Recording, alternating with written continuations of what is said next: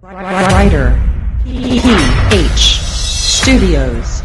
How does it feel right now on your, that you've renewed your contract on your 10th anniversary with the network, and where your life is at the moment? How does it all feel? I'm so happy just because honestly, kung hindi dahil sa GMA, wala ako dito sa position ko now. I wouldn't be where I am today. And knowing that a decade has passed by, I'm starting a new decade as a mother, as a wife, as an actress. Um, I just feel so privileged because not everyone gets the opportunities that I get, and I've just been so blessed throughout my career because of GMA. So now that you're going back to work, I guess there are two questions to that. First of all, moms like us, pag we've been with our babies for months on end, tapos biglang we have to go back to work. It kind of is a little parang you feel detached all of a sudden, and you kind of feel na parang I'm not sure if I want to leave the baby and all that. This is that a feeling that you have right now? And secondly, how do you sort of balance that? Because I know also, I'm sure you're excited to go back to work. It's really hard because syempre nandun yung mom guilt, no? So Mm-mm. Yeah. I always feel guilty about leaving Sky, but then lagi ko iniisip na I'm doing this also for him, for his future. And wala ginagamit ko lang yung pain sa taping. Nagagamit ko siya sa mga scenes. And it's just really difficult being away from him. I think of it now na medyo okay pa now because hindi pa siya, wala pa siya sa point where he says like, Mama, Mama, no, don't go, So that's kind of how I justify being gone for Yeah. so long. So It's long. actually really more of you, right? The feeling of missing him. But so you're in lock-in at the Yeah. moment, is that right? Not right now, but I'm going back to lock Oh, in before the end of the month. So so I don't lock in for a how month. how long was it that you were away from Sky the first time? 1 month. Oh, Tagal. wow. Matagal. Oh, Matagal, matagal. Tsaka sa FaceTime parang hindi niya ako nakikilala. So, mas lalo akong yeah. naiinis. But Yeah. sabi ko, while I was away, babawi na lang ako sa kanya pag uwi ko.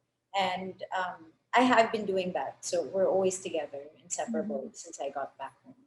Well, we salute your, being a career mom, and juggling all these things. It's not easy, but I'm sure you're doing so well because you do look great, and Thank we you. feel your happiness. So congratulations again on your contract signing. Thanks. Thank you, Miss Tessa. Hi. My son. Hi, cutie. Thank you, Ms. Tessa. Thank you. And before we proceed with our next question, we are also joined by Mr. Daryl Zamora, GMA Artist Center Senior Talent Manager. Hello, Sir Daryl. Ayan. And for our next Good afternoon. good afternoon po, sir.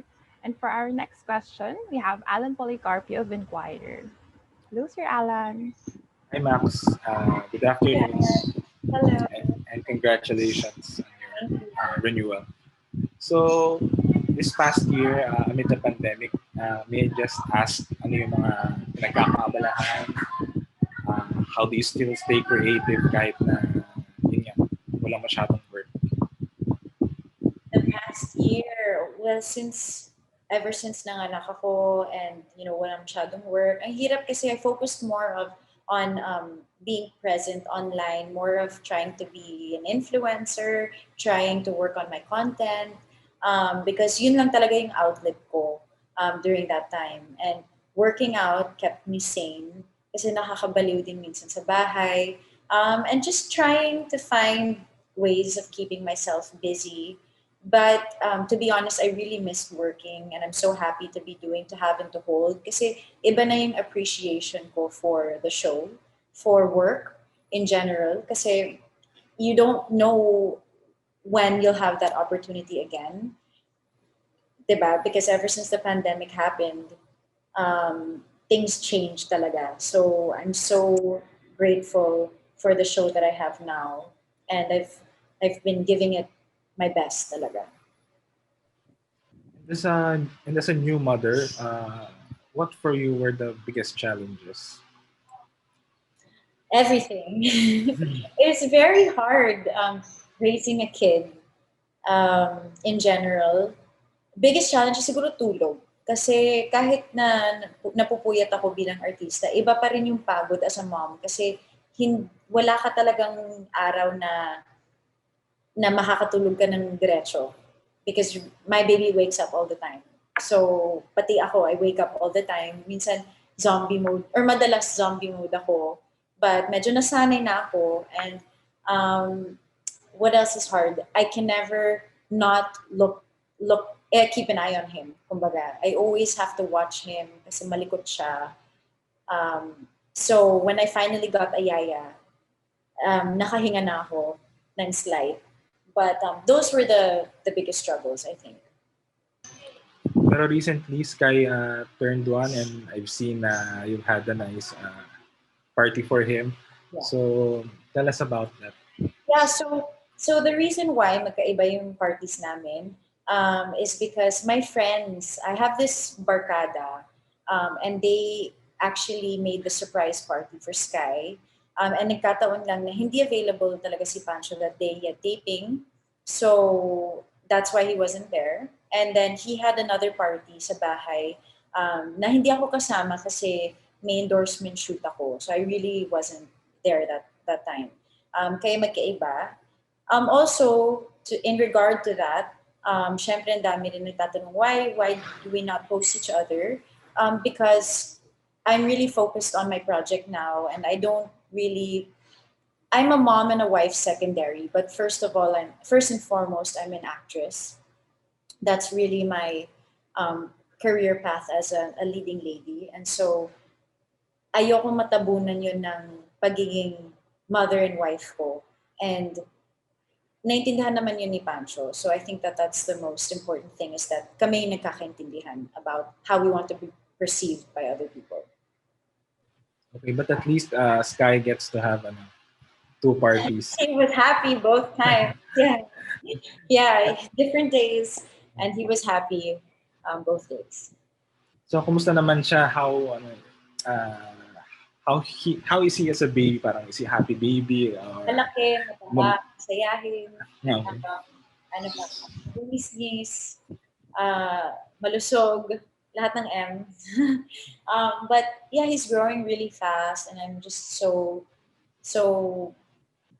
in awe of how big he's gotten over the past year. Kasi ang bilis niya talaga lumaki.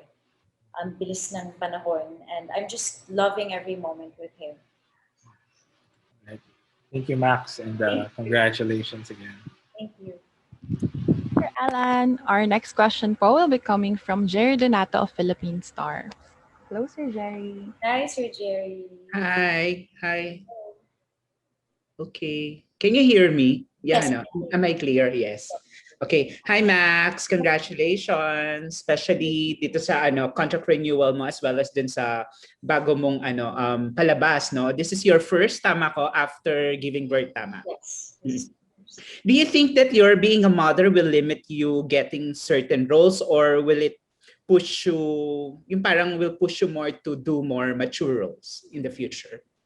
I feel like outwardly sa ibang tao, it would limit me. But for myself, I don't want to be limited just because I'm a mom. I feel like I have to push harder, I have to do better, I have to prove myself because ang dami kong competition. And I guess kapag naging nanay ka na, parang you really just want to strive to do better because you want your child to be proud of you. Yun yung nararamdaman ko eh. Parang mas gusto kong gumawa ng things to be proud of, teleseries to be proud of. So that when he grows up, I'll be a good example for him. Do really what you love and give it 110% always. Did you have any adjustments? Kasi di ba parang sobrang na-miss mo yung acting and then bibigyan ka ng project, no? Kasi di ba parang may parang lull or parang may break, di ba, na matagal? Tama.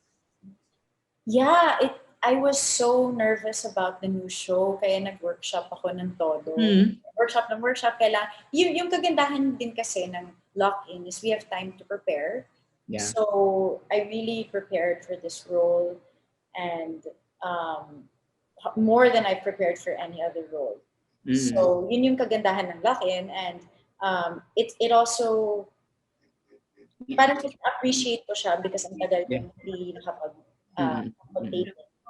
So, iba na yung respeto na binibigay ko sa project ngayon compared sa before. Kasi you've done a lot of characters, na you've played a lot of characters. What makes this character of yours into to have and to hold special? Ano yung kaya yung as an actor, ano yung nilook forward mo dito? Something yung quirks niya that you can play around with, or you can express more of your craft. Yung kagandahan ng role ko ngayon is she's a very gray character na may mga bagay na ginagawa niya na isipin mo mali, pero yung challenge para sa akin is how to show you all na kung bakit niya ginawa, how I can humanize the character para makapag-sympathize kayo sa kanya, sa pinagdadaanan niya. And that's why it's been difficult to tap into the psyche of the character and really go deep so that I can understand her. Yeah. What's her name nga? I mean, the name of her. Dominic. Is Dominic, or do you think that the story in itself is making a comment on relationships? Something like that. Kasi it shows na like sa To Have and to Hold, all of the characters are victims of the circumstances. So there really is no kontrabida. Yeah. So we're all at fault. We're all flawed characters, but you'll also see the good sides of us. And kaya ang ganda talaga ng script kasi it's very, very, paano ko ba sasabihin? It's very relatable? Hindi no, not relatable. It's ano siya I feel like it's a raw script na kumbaga hindi siya, nobody is perceived as perfect talaga. Everyone has their issues, and it's something that people really need to see, the things that people go through when it comes to married couples. So I feel like this is the best opportunity I've been given to play a mature role. Okay, so last na lang, from an actor's perspective, do you find parang mas maganda ba kung flawed yung character na ino-offer sa'yo to take on pag ganon? Kasi parang ano siya, in terms of texture, no, pwedeng alam mo yun, talaga mabibigay mo yung sarili mong stamp dun sa sa role or dun sa performance. There are a lot of layers kasi sa flawed characters. I like playing flawed characters, but this is different for me because I guess I've matured more, and so that's why now I want to look for that in the characters that I play. Okay, thank you, Max. Thank you. Thank you, Sir Jerry. Our next question po will be coming from Miss Rose Garcia of PEP. Hello, Miss Rose. Hello, Max. Hi, Miss Rose. I miss you. Miss Rose talaga. Miss you, Max. Ayan. Anyway, congratulations, Max, for being a Kapuso. Ilang years ka na nga Kapuso? 1 decade na. Tagal na. So 10 years of being Kapuso. Pero all in all, ilang years ka na talaga sa showbiz career mo? Baka mga 14 years. 14 years. Okay. So, yun na. So, hindi ko kasi alam kung natanong na to kanina kasi medyo na-disconnect ako. But anyway, Max, how's the ride pala? How's the ride for being 10 years as a Kapuso? There have been a lot of ups and downs for me kasi I didn't know where I was going in my career, to be honest. But I'm just so thankful na GMA always gave me good projects. And even if I didn't believe in myself, GMA still believed in me. And so it's been such an amazing ride kasi I wouldn't be where I am today if it weren't for GMA. And I feel like this is the best time that I'm having now in my career. It really is my prime. And I'm just looking forward to doing more and more projects this next decade with GMA. So yung 10 years na yun talagang nag-grow ka talaga sa GMA eh. Di ba Max? Parang you say. Dito, yeah, sa GMA talaga ako lumaki. As in, from learning to act as for one thing, and also the projects that I've done from fantaserie to drama to action, everything. I've learned so much along the way, and yeah, 10 years is a very long time. So I'm really thankful for the decade that I've been with GMA. Okay. So yun. So Max kasi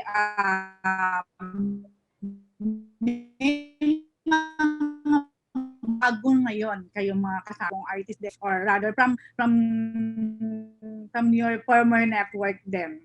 How do you welcome them also? Sorry, Hindi Ate. na ba? Ano wala ba?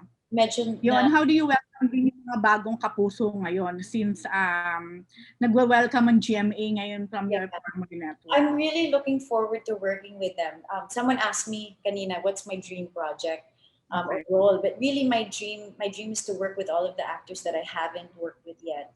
That goes for yung mga bagong lumipat sa atin. So I'm really looking forward to doing projects with them in the future.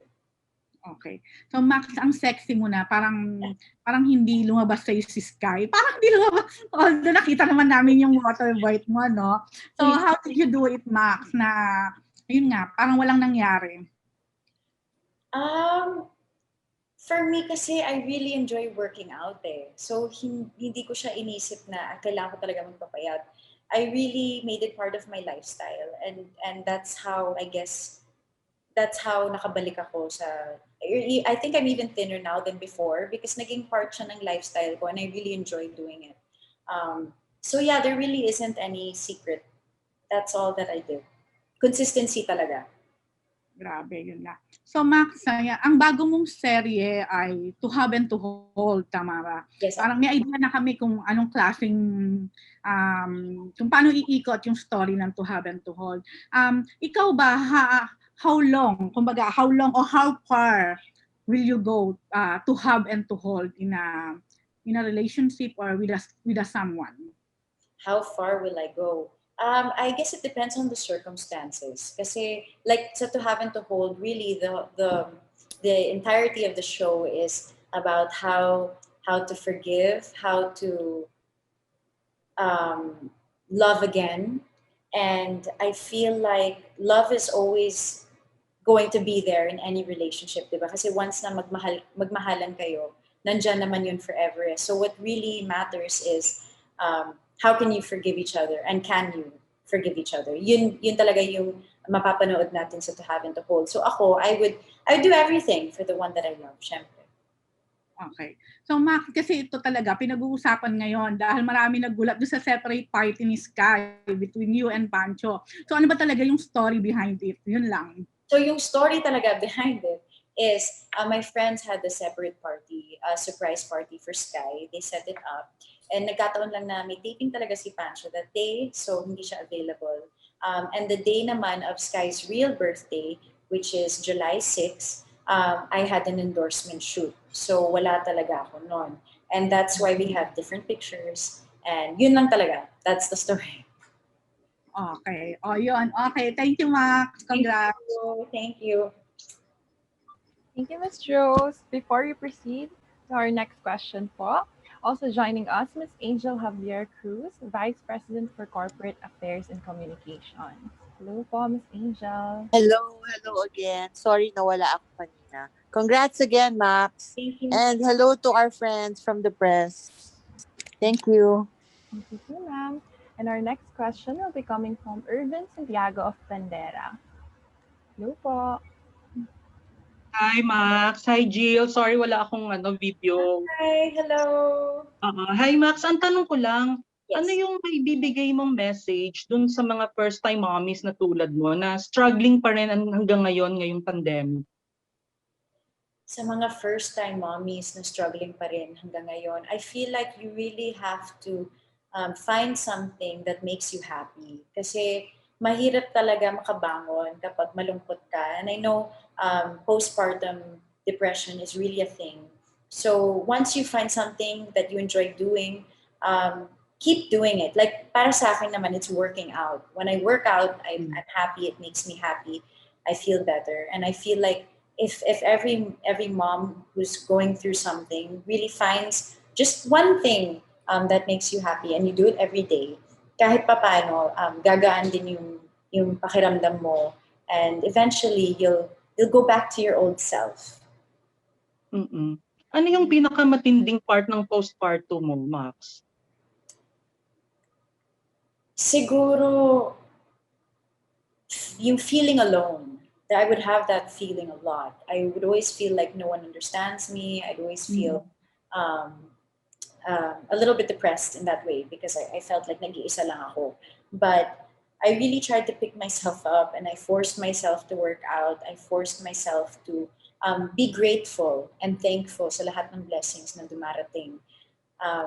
It's the little things and then I would like put makeup on, I'd get dressed, I'd take pictures, I would just do little things that make me happy. And to be honest, it nakatulong talaga sa akin kasi it's really, sometimes you need to fake it till you make it. And then you start feeling better. Oo. So may plans na ba na sundan?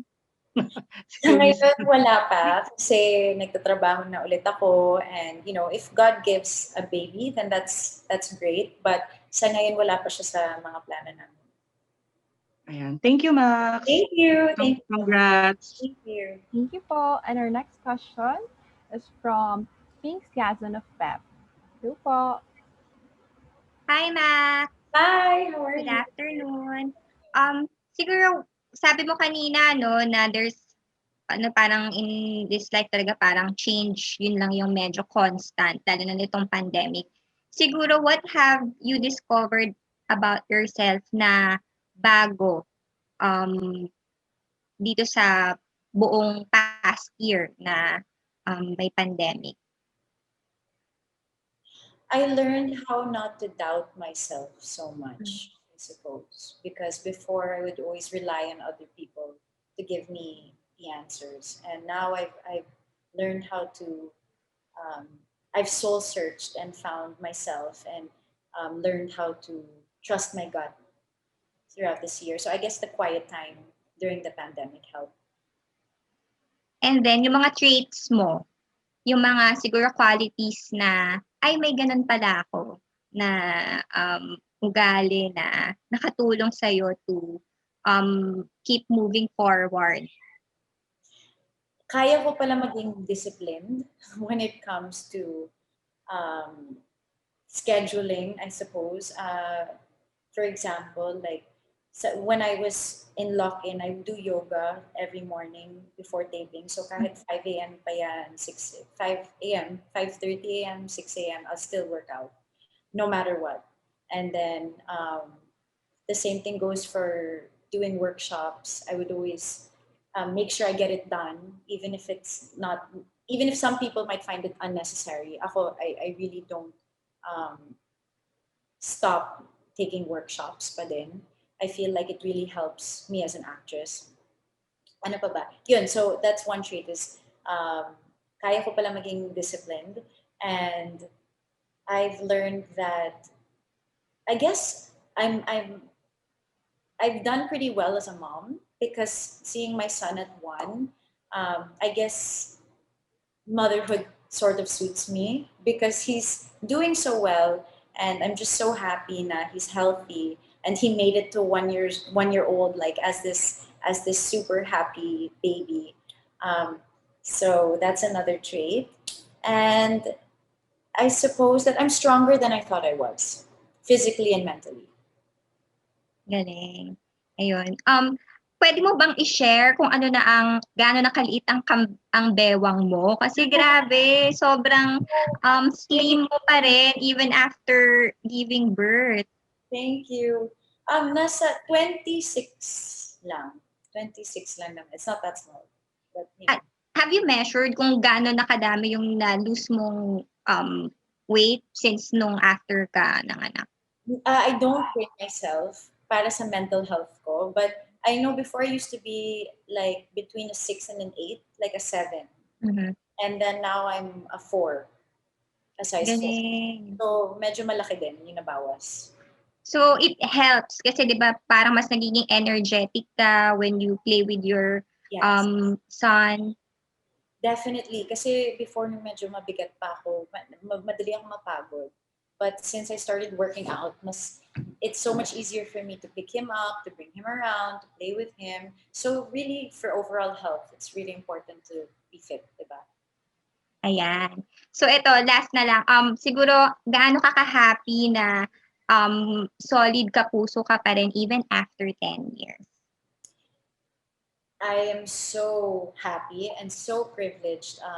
I didn't think that a decade would pass me by as fast as it has, and I'm just looking forward to starting a new decade with GMA. The beauty also of GMA is kapag loyal ka sa GMA, they're always loyal to their people as well, and they never stop giving me amazing projects. That's why I'm so happy to be starting to have and to hold after my my contract signing. So maganda talaga yung timing. Thank you, Mac. Thank you. Congratulations.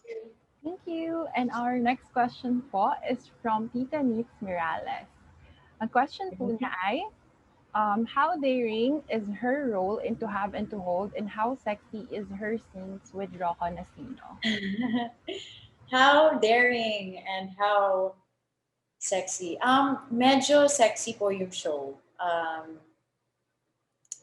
Very, very daring siya. Very daring din siya for Rocco.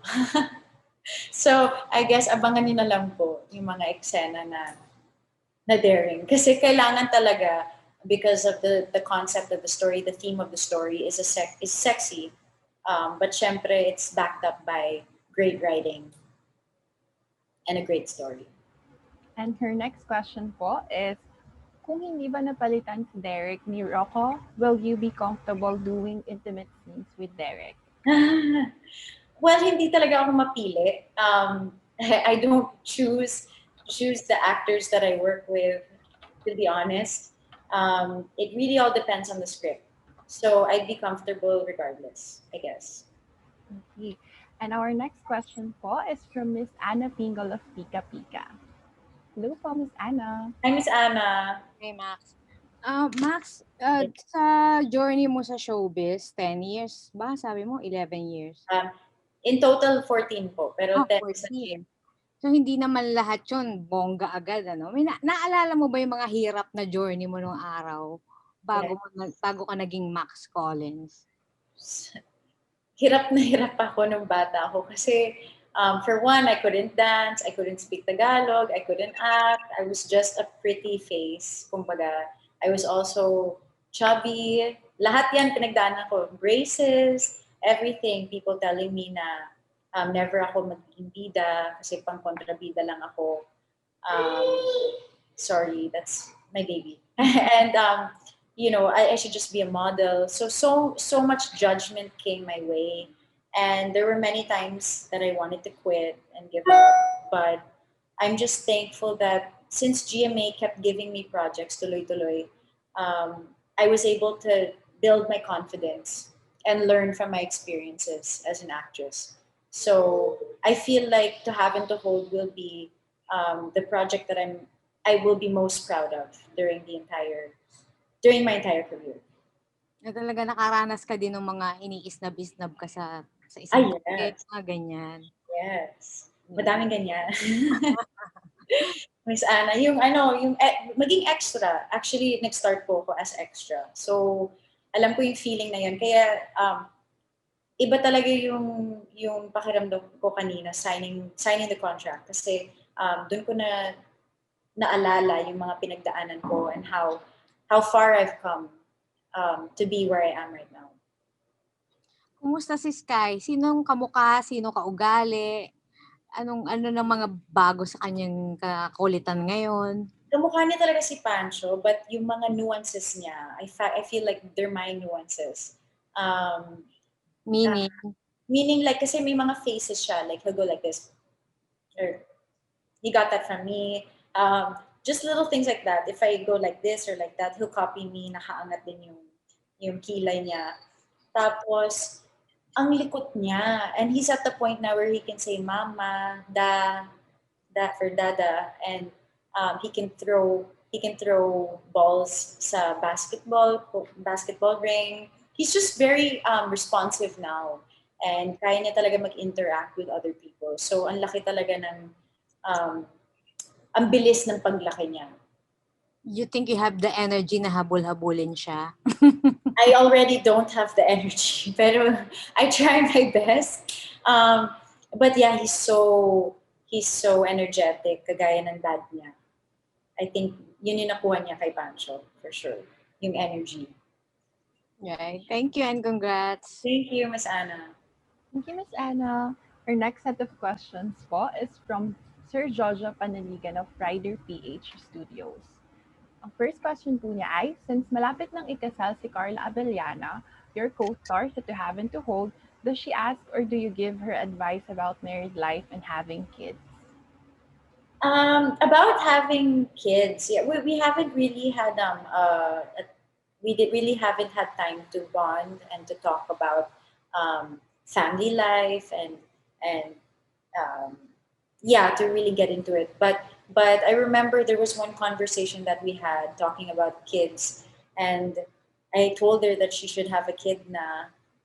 Don't be afraid, kasi you'll just enjoy it. When the time comes, it's never too early. I feel. But yeah, that's about it. I don't remember kung ano yung ano yung reaction niya doon, but she's a happy dog mom as of now. But I feel like she'll have kids. So, Next question po niya ay, how do you relate sa storyline ng To Have and To Hold? Malakas ba ang instinct mo as mother, wife, and woman? I can relate on sa side about sa pagiging married, kasi there are things within the script that I like, may mga moments of like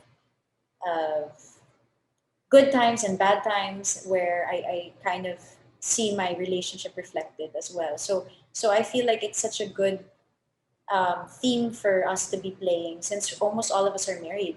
Because Carla's getting married, Rocco's married, I'm married, and so it's something that we understand very well. And how do you relate sa storyline ng To Have and To Hold about two women who will be caught up in a web of lies, betrayals, and affairs?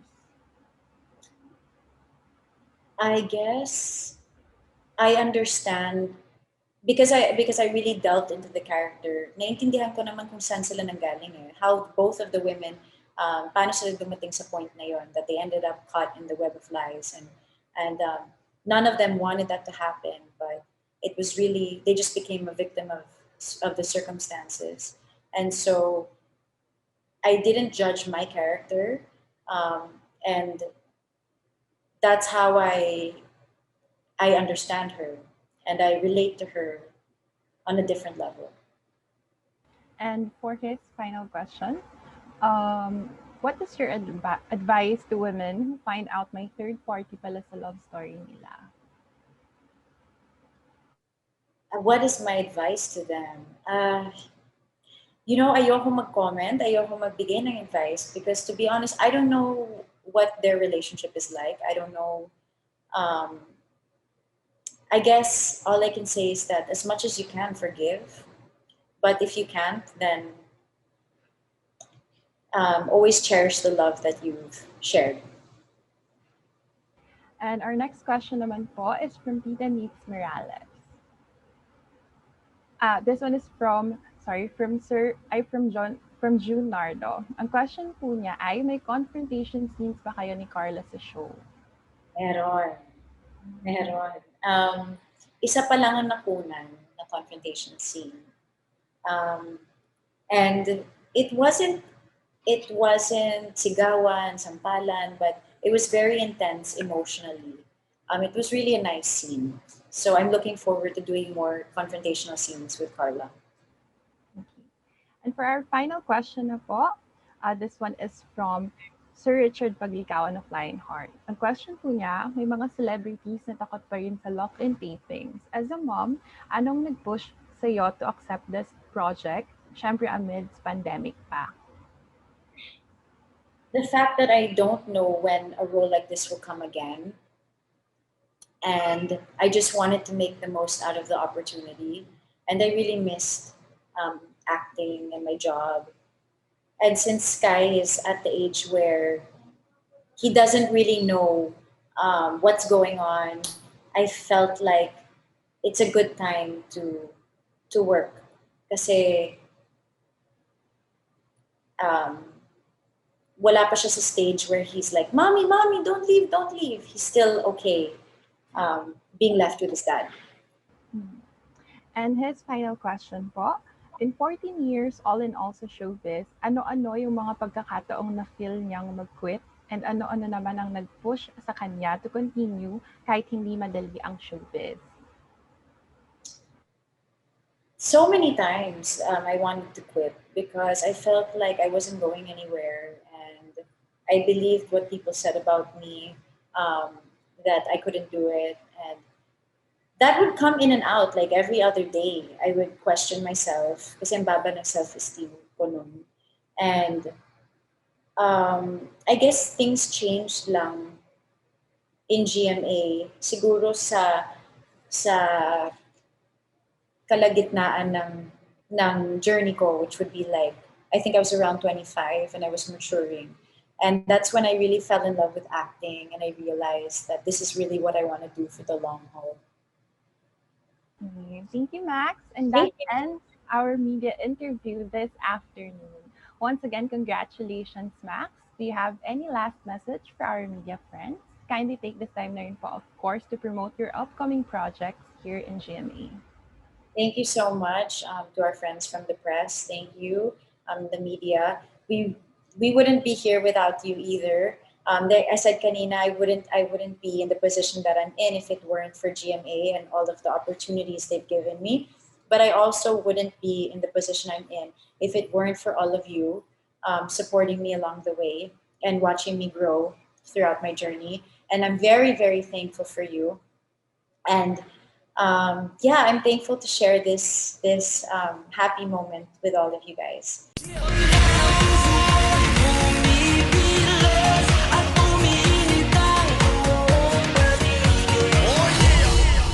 Writer, H. Studios.